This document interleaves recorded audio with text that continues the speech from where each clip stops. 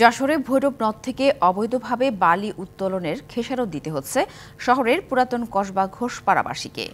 ভূমিধসে বিলীন হয়ে গেছে নদী পাড়ের শতাধিক ঘরবাড়ি ও ফসলি জমি। নতুন করে আরও ভূমিধসের আতঙ্কে রয়েছেন ক্ষতিগ্রস্তরা। সরকারি উদ্যোগে নদী পাড় রক্ষার দাবি তাদের।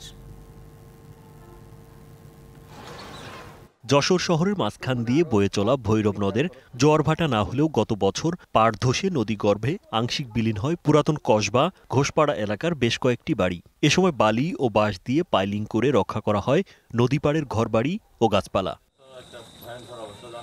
সম্প্রতি ওই এলাকায় ভাঙনের কবলে পড়ে বিলীন হয় আরও শতাধিক বাড়ি ও গাছপালা। এছাড়াও নদের ধার ভেঙে বিশাল খাদের সৃষ্টি হয়েছে। এতে শেষ সম্বল আশ্রয়স্থলটুকু হারানোর আতঙ্কে নদীপাড়ের মানুষ।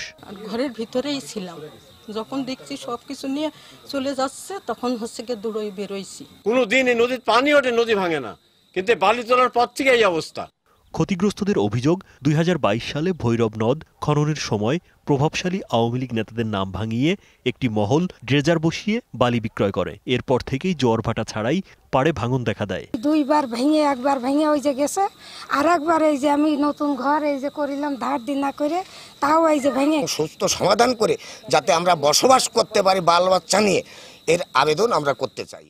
ক্ষতিগ্রস্ত এলাকা পরিদর্শনের পর পানি উন্নয়ন বোর্ডের কর্মকর্তা জানান, ভূমিধস ঠেকাতে প্রয়োজনীয় উদ্যোগ নেওয়া হয়েছে। লোকাল যে ড্রেজার বলে সেই ড্রেজারটা দিয়ে বালু উত্তোলন করছে, যার কারণে সেখানে যে গর্তগুলো হয়েছিল যার কারণে হঠাৎ করে ধস নামছে। পুনরায় যেটুকু ভাঙছে তার বেশি না ভাঙে, ওখানে আমি জিও ব্যাগ দ্বারা অস্থায়ী প্রতিরক্ষা কাজ বাস্তবায়ন করে দিব তাদেরকে রক্ষার জন্য।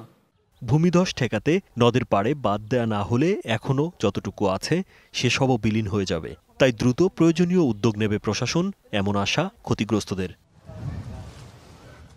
DBC news desk.